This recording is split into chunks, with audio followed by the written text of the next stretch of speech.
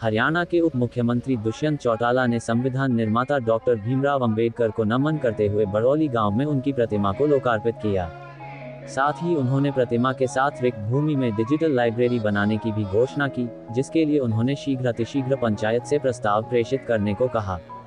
बाबा साहब डॉक्टर भीमराव अंबेडकर की प्रतिमा के अनावरण समारोह के अवसर पर आयोजित जनसभा को बतौर मुख्य अतिथि संबोधित करते हुए उप मुख्यमंत्री दुष्यंत चौटाला ने कहा कि वे संविधान निर्माता को प्रेरणा के तौर पर अपनाते हुए विकास की ओर बढ़ रहे हैं। डॉक्टर अंबेडकर का जीवन संघर्षमय रहा, जिन्हें शिक्षा हासिल करने के लिए भी कठिनाइयों का सामना करना पड़ा, किंतु उन्होंने हार नहीं मानी और विदेश से भी डिग्री लेकर आए, जिसके बाद उन्होंने देश निर्माण के लिए संविधान बनाया। आज उसी संविधान का असर है कि देश एक है और अखंड है। दिन प्रतिदिन दुनिया में अपनी ताकत को बढ़ाते हुए विकास की ओर अग्रसर है। आने वाली पीढ़ी को संविधान के महत्व से अवगत करवाना होगा, जिसकी बदौलत हमें बोलने का अधिकार मिला। डॉक्टर अंबेडकर की देन है कि आज 36 बिरादरी एकजुट होकर राष्ट्र निर्माण को समर्पित है। देश की तरक्की व चहुमुखी विकास के लिए एकता जरूरी है। जब वे पहली बार लोकसभा में गए तब पहली बार लोकसभा में संविधान पर चर्चा हुई। उप मुख्यमंत्री दुष्यंत चौटाला ने ग्रामीणों की भवन की मांग पर प्रेरित किया कि कुछ ऐसी चीज बनवाओ कि लोग सदैव याद रखें। इसके लिए उन्होंने लाइब्रेरी बनवाने के लिए प्रोत्साहन देते हुए बताया कि स्व देवीलाल के 107वें जन्मदिवस पर 107 लाइब्रेरी बनाने का लक्ष्य रखा गया था। आज वे 135 लाइब्रेरी बनवा चुके हैं और प्रदेश सरकार द्वारा 1000 से अधिक लाइब्रेरी बनवाई जा रही हैं। उन्होंने कहा कि प्रदेश के संपूर्ण विकास का लक्ष्य रखा गया है, जिस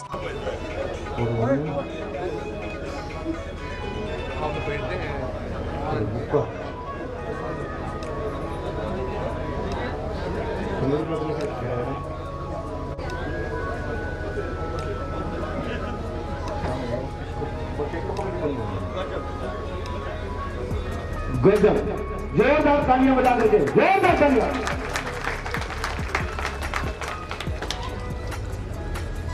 अब मैं दीपक रंगा मुट्ठी बंद करके ऐसे बोलना, भारत माता की, भारत माता की। बाबा साहब अमर रहे, बाबा साहब अमर रहे। आज हरियाणा प्रदेश के उप मुख्यमंत्री और युवा दिलों की धड़कन और चौधरी देवीलाल जी का भी इस गांव ने भव्य स्वागत किया। चौधरी ओम प्रकाश चौटाला जी का भी बहुत भव्य स्वागत। और आज आपके बीच में निमंत्रण देने वाले भाई सुनील जी, सम्मानित ग्रामवासी, मेरे बुजुर्गों, मेरी माताएं, बहनें, युवा साथी, आज बाबा भीमराव अंबेडकर जी की इस मूर्ति के अनावरण के अवसर पर जो हम सब यहाँ एकत्रित हुए हैं, बड़े हर्ष और उल्लास की बात है कि संविधान के निर्माता को किस प्रकार से प्रेरणा के तौर पर हम आगे लेकर बढ़ रहे हैं। जो संघर्ष बाबा भीमराव अंबेडकर ने अपने जीवन में किया, शायद यहाँ बैठे 99% लोगों को नहीं पता कि किस प्रकार से शिक्षा लेने के लिए भी उनको रोका गया, किस प्रकार से कोसों दूर जाकर उनको पढ़ाई करनी पड़ती थी। छूत अछूत के उस दौर के अंदर किस कठिन परिश्रम के बाद पढ़ाई पूरी हुई, विदेश गए, डिग्री कर आए। मगर इस देश के निर्माण में और इस देश के संविधान को जिस सुंदरता के साथ बाबा भीमराव अंबेडकर जी ने उस किताब में परोया,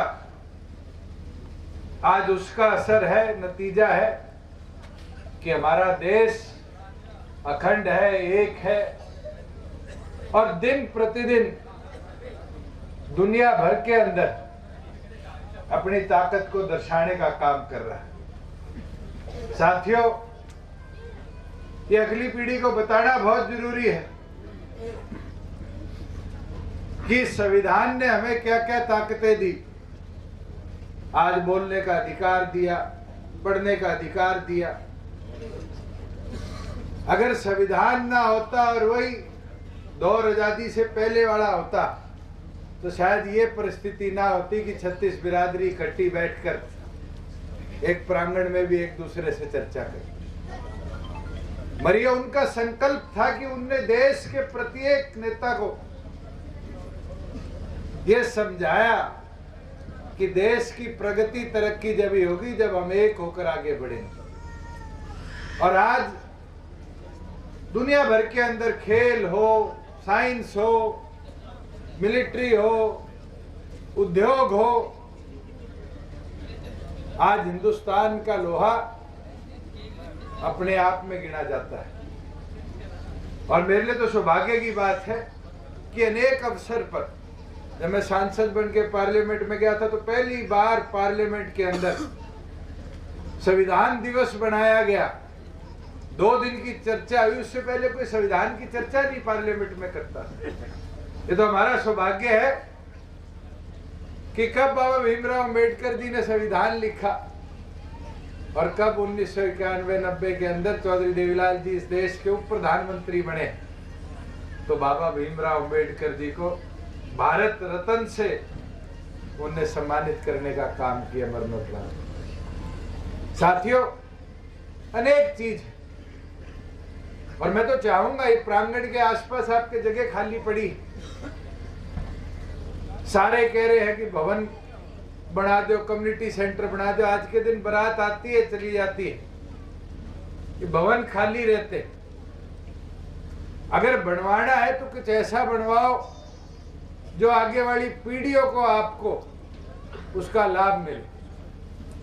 मुझे तो ये अवसर मिला था 2020 के अंदर जब मैंने पहली नरवाना के अंदर 10 डिजिटल लाइब्रेरी दी और उस अवसर का लाभ ये मिला कि करते करते हमने संकल्प लिया चौधरी देवीलाल जी के जन्म दिवस पे भी उनके 107वें जन्म दिवस पे 107 लाइब्रेरियां बनाएंगे।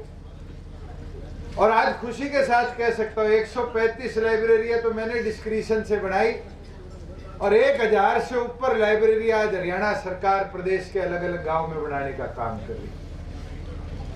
आज शिक्षा को अगली पीढ़ी में कितना बेहतर तरीके से डाल पाए, मैं मानता हूं इस स्थान का उपयोग जब ही होगा जब यहां पर बैठा बच्चा शिक्षित होकर आगे बढ़ पाएगा। और मैं तो चाहूंगा ग्राम पंचायत जितनी जल्दी इसका रेजोल्यूशन करवा कर दे, पंचायती राज से उतनी जल्दी यहाँ पर डिजिटल लाइब्रेरी हम बनवाने का काम करेंगे। साथियों, हमारी सरकार का प्रयास रहा है कि संपूर्ण विकास हो। 3 साल पहले तक पंचायतों में चवन्नी नहीं आती थी, कोई गवर्नमेंट आ जाता था। हमने कदम उठाया 1250 रुपए पर व्यक्ति के हिसाब से गांव को देना शुरू करेंगे। धीरे धीरे गांव के अपने फंड इकट्ठे होने लग गए। आज उसको बढ़ा के 2000 कर दिया और मैं मानता हूं उनसे गांव का जो अंतर का विकास रुका हुआ था उसको गति में। पर बहुत से ऐसे काम रहते हैं, जैसे पिछले बार मॉनसून में बाढ़ आई तो पानीपत में, आपके सोनीपत में कई जगह यमुना जी ने कटाव किया। मैं स्वयं देख के गया किस तरीके से गांव के अंदर पानी पहुंच गया।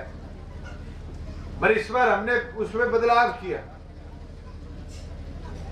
यमुनानगर से लेके और पलवल तक लगभग 270 करोड़ रुपया जहां जहां ऐसे कटाव के खतरे वहां पर पिच वर्क करने के लिए हमने मंजूर किया। और मेरे ख्याल से आपके यहाँ पर भी मोहनलाल जी 9 अलग अलग स्थानों पर आपके हल्के के अंदर भी अब पिच बांध लगेंगे, जिससे जो कटाव की बात अभी राज्यपाल जी कह रहे थे इसमें रुकाव आए। आज सड़कों का जाल देखो, पहले कांग्रेस का शासन था, क्या हालात थी कि रोहतक से चलते थे, कलोई हल्के में तो ऐसे लगता था जैसे कूदती जाती थी। जैसे खेत में ट्रैक्टर चला रहे। आज ऐसा भेदभाव तो नहीं है। आज भारत सरकार का जो सहयोग रहा है, आपके तो पड़ोस से कितना अच्छा मेरठ को हाईवे बन गया। पहले तो यहाँ को हाईवे की बात करनी या नहीं था, अब उससे आगे अक्षरधाम से अंबाला एक सड़क और नहीं निकल रही है। ये चौमुखा जो विकास है, ये प्रदेश की तरक्की को और आगे ले जाने का काम कर रहा है। और मुझे खुशी होती है, गांव में जाते हैं, आज गली नाली की बात कोई नहीं करता। आज बात करी जाती है कम्युनिटी सेंटर की, डिजिटल लाइब्रेरी की। आज गांव को भी हम शहर की तरह विकसित दिन प्रतिदिन करते जा रहे हैं। और मैं तो उम्मीद रखता हूं कि आपका सहयोग और प्यार भी इसी तरह हमारे साथ रहेगा। इसी मजबूती के साथ आप हमारा साथ देने का आने वाले भविष्य में काम करें। साथियों, मैं तो एक चीज आपको बोलना चाहूंगा कि कांग्रेस वाले कहते हैं पोर्टल बंद कर देंगे। मैं तो आपसे पूछना चाहता हूं, आज बाबा भीमराव अंबेडकर जी की इस पावन स्थली पर खड़े, कांग्रेस का राज था, गांव में प्रोग्राम करने चले जाते थे। मांग क्या सबसे बड़ी थी औरतों की? पीला राशन कार्ड बना दो। और अफसरशाही इतनी हावी थी, इतनी मोटी फाइल बना करती थी, बाबू के पास जाओ, मोहर लगाएगा, 1 महीने 1.5 महीने चक्कर काटोगे, जब किस्मत वाले का पीला राशन कार्ड बनता था। आज कोई गांव का एक आदमी कहे जिसके परिवार की आय 180 से नीचे मेरा कट गया, 2 मिनट लगती है, CHC सेंटर जाओ, साथ के साथ पीला राशन कार्ड कटवा के लिए। बुढ़ापा पेंशन है, बूढ़ा 60 का 65 का हो जाता था, तब भी उसकी वेरिफिकेशन नहीं होती थी। आज तो 60 साल 1 महीने का होता है, 3000 खाते में आने शुरू हो जाते हैं। किसी बाबू के पास जाने की जरूरत नहीं। और तो और गांव के आदमी की सबसे बड़ी समस्या थी फर्ज लेना। फर्ज लेने के लिए पटवारी जी के कितने चक्कर काटने पड़ते थे? 5 दिन 7 दिन 10 दिन पटवारी जी को टो पटवारी जी मिलते थे, जब जाके फर्ज की नकल मिलती थी। और आज 2 मिनट लगते हैं, 20 रुपए CHC सेंटर में दो, साथ की साथ फर्ज कटवा के लिए। एक नहीं 600 सुविधाएं गांव के कंप्यूटर तक पहुंचाई। और कांग्रेसी कहते हैं हम आएंगे तो इनको बंद कर देंगे। ये तो वो लोग हैं जो पूरे दिन गरीब को, कमेरे को तोड़ने का काम करते हैं। और हमारी सोच है उसको सशक्त बनाओ, उसको मजबूत बनाओ। और मैं तो चाहूंगा कि बाबा भीमराव अंबेडकर जी की इस पावन धरा पर संकल्प ले कि जो सोच, जो विचार बाबा भीमराव अंबेडकर जी के थे, उस विचारों के प्रति देश की प्रगति में अपना हिस्सेदारी को इसी प्रकार से आगे हम मिलकर बढ़ाते रहेंगे। मैं तो दोबारा राजेंद्र जी का नाम रह गया था।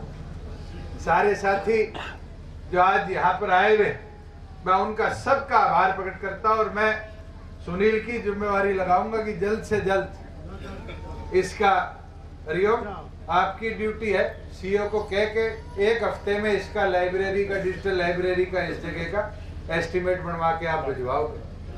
दोबारा सारे आए, गांव में आने पर जो आपने प्यार मान सम्मान दिया, मैं तहे दिल से आपका